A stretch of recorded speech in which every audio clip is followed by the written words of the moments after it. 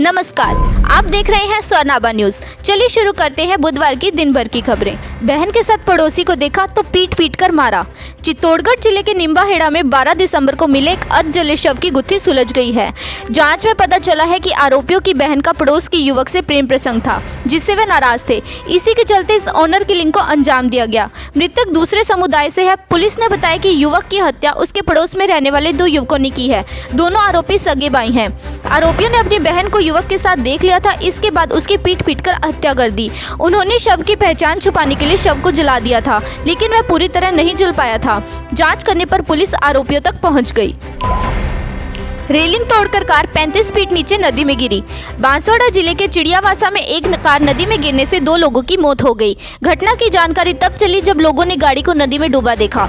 इसके बाद पुलिस को सूचना दी गई। घटनास्थल पर पहुंची पुलिस ने कार को बाहर निकलवाया। इसके बाद कार का गेट तोड़कर दोनों युवकों के शव को बाहर निकाला और पोस्टमार्टम के लिए भेजा।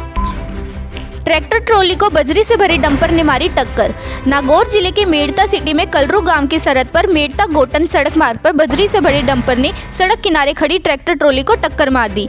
इसमें 3 लोग गंभीर रूप से घायल हो गए। जानकारी के मुताबिक बजरी से भरा डंपर मेड़ता सिटी से गोटन की ओर जा रहा था। वहीं कलरू गांव की सरहद पर सड़क के किनारे ट्रैक्टर खड़ा था। इस बीच अचानक डंपर का संतुलन बिगड़ गया, जो ट्रॉली में जा टकराया। बस ट्रॉली की भिड़ंत में 3 यात्री हुए घायल। दौसा जिले में जयपुर आगरा नेशनल हाईवे पर बुधवार तड़के बस और ट्रॉली की भिड़ंत में 3 लोग घायल हो गए। हादसे के बाद वहां ट्रैफिक जाम हो गया। पुलिस ने क्रेन की मदद से वाहनों को हाईवे से हटवाया।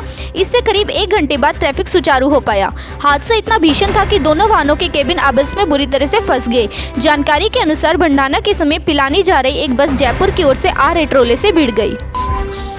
सिर के ऊपर चढ़ा ट्रक, हेलमेट ने बचाई जान।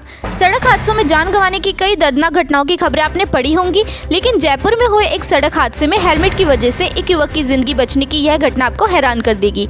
इस घटना पर आप एक बार भले ही यकीन ना करें, लेकिन यह सच है।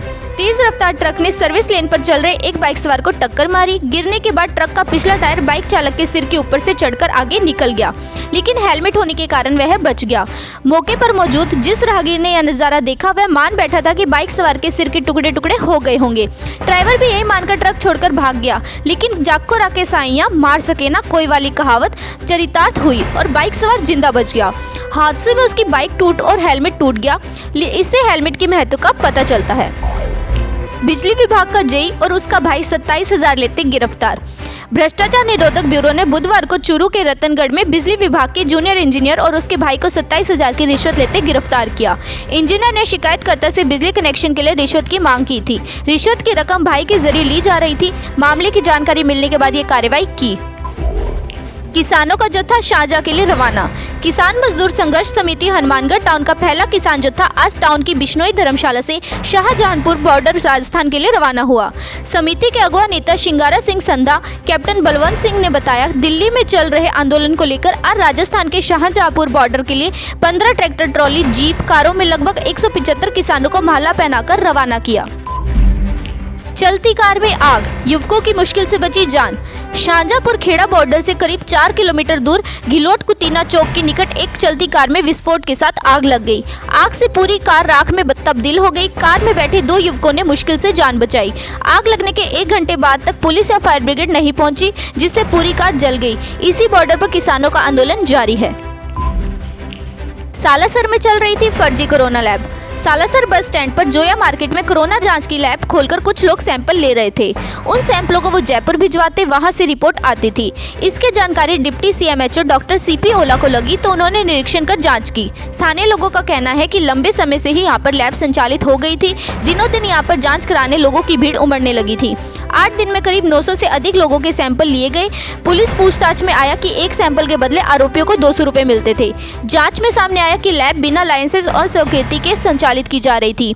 पुलिस ने दोनों आरोपी मोहम्मद सदीक चौहान और मोहम्मद शाहिद निवासी सीकर को गिरफ्तार किया। कर्मचारियों की हड़ताल से 82 गांवों की जलापूर्ति ठप। धौलपुर जिले के सरमथुरा उपखंड सहित 82 गांवों में जलापूर्ति करने वाले कर्मचारी वेतन वृद्धि को लेकर हड़ताल पर चले गए हैं। इन गांवों को पानी सप्लाई पार्वती बांध से की जाती है। इस बांध से पानी सप्लाई करने से पूर्व उसे फिल्टर भी किया जाता है, जिसके लिए सुनकई पर एक बड़ा प्लांट लगा हुआ है। करीबन 12 साल से चल रही इस पेयजल परियोजना को जयपुर की GCKC फर्म द्वारा संचालित किया जा रहा है।